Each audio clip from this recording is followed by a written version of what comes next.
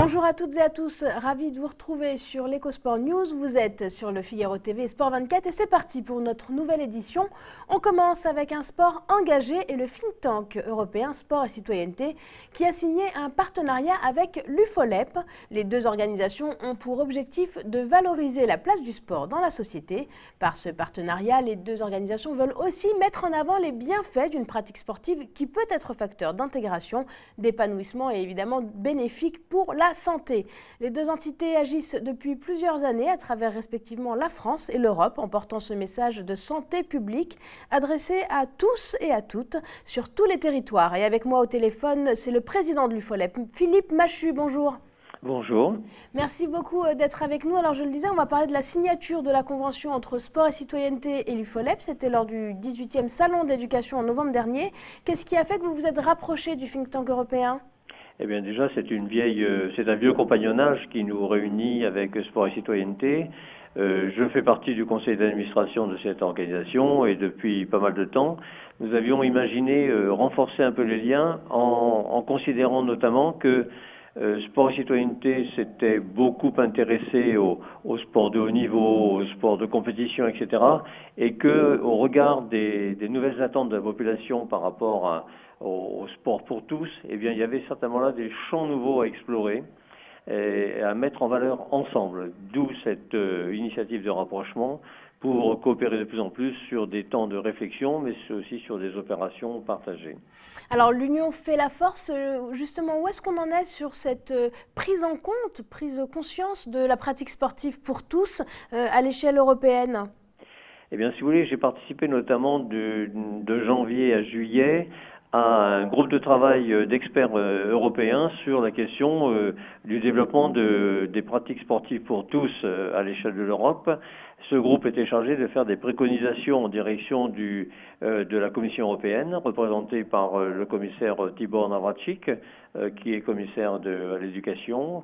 Et on a pu, à cette occasion-là, eh bien, considérer entre une quinzaine de représentants d'organisations de différents pays européens, eh bien, la nécessité effectivement de faciliter l'accès à des pratiques sportives pour tous les publics, tant il est vrai que les bienfaits aujourd'hui au plan de la santé, vous le disiez tout à l'heure, au plan de l'insertion sociale, au plan de l'emploi, au plan du développement économique, etc., ce sport pour tous peut être un véritable levier de développement global dans la société européenne et tout autant bien sûr dans la société française. Alors Philippe Machu, juste avant de nous quitter très rapidement, comment vous entendent les décideurs ? Comment vous parvenez à transmettre ce message ? On est en année présidentielle, comment est-ce que vous êtes entendu ? Alors pour l'instant, nous sommes effectivement en train de réunir un argumentaire, un questionnement en direction des principaux candidats à l'élection présidentielle.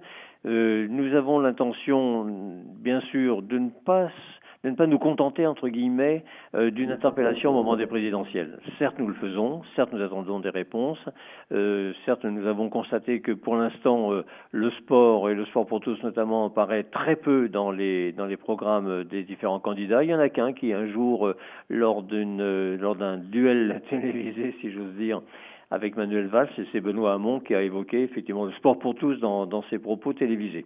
Bon, ceci étant, nous ne pensons pas nous contenter de cette échéance-là, mais nous souhaitons équiper nos dirigeants ufolépiens sur tout le territoire pour aller à la rencontre des décideurs politiques, que ce soit à l'échelle des communautés de communes, des départements, des régions, voire bien sûr des parlementaires. On vous retrouvera d'ailleurs en juillet après cette échéance électorale pour reparler de tout ça. Merci beaucoup Philippe Machu d'avoir été avec nous. Je rappelle que vous êtes le président de l'UFOLEP. Merci à vous. Je t'en prie. On poursuit notre édition avec du sport encore et toujours et des valeurs, cohésion sociale, dépassement de soi, esprit d'équipe et performance sportive. Voici des thèmes qui sont chers à la Fédération française du sport entreprise et qui a décidé de s'associer à un événement unique, le Raid Napoléon, qu'elle valorisera sur le territoire national. Il s'agit d'un beau défi et d'une belle promesse. 650 km, 7 jours, 8 étapes pour l'édition 2017 qui aura lieu du 10 au 17 juin.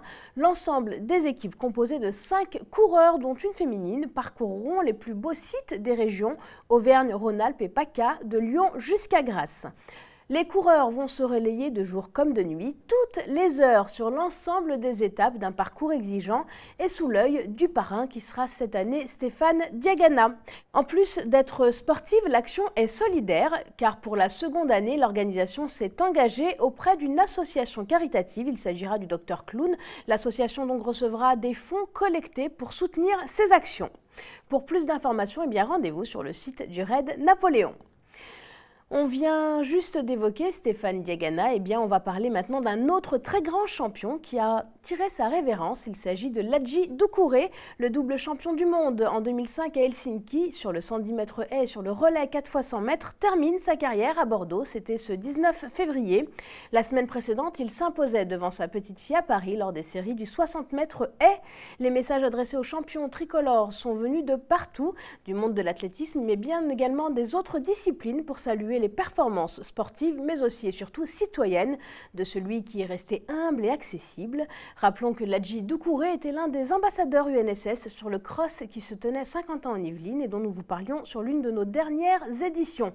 Le champion a déclaré « Ça y est, c'est fini, j'espère que j'ai laissé quelques traces et que ça me permettra de continuer à rester dans la grande famille de l'athlétisme ». Nous en doutons pas et nous espérons le recevoir prochainement ici dans nos studios. On reste avec l'UNSS et on accueille tout de suite mon invité du jour, c'est le focus de la semaine. Je vous le disais à l'instant, on va parler de sport scolaire et de sport scolaire féminin. Vous savez, c'est une question qui nous tient particulièrement à cœur et mon invité va m'éclairer sur cette thématique. J'accueille Gaëlle Wolf, bonjour. Bonjour. Merci beaucoup Gaëlle d'être avec nous. Alors vous êtes ancienne tenniswoman, 15 ans de pratique de haut niveau. Dites-moi un petit peu comment on passe des terrains de tennis au terrain de l'engagement, notamment auprès des plus jeunes.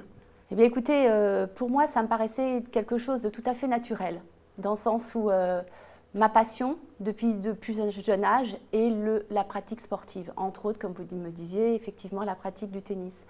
Et il me paraissait essentiel pour moi de faire passer ces messages de passion du sport, de la pratique sportive, mais également, je tenais également à faire véhiculer toutes les valeurs que le sport m'a apportées au travers de ma carrière tennistique. L'engagement, la solidarité, le dépassement de soi, j'imagine. Bien sûr. Et c'est des valeurs qui vont briller le 8 mars prochain avec, je le disais, une promotion du sport féminin, un gros focus et la lycéenne, une grande première pour l'UNSS.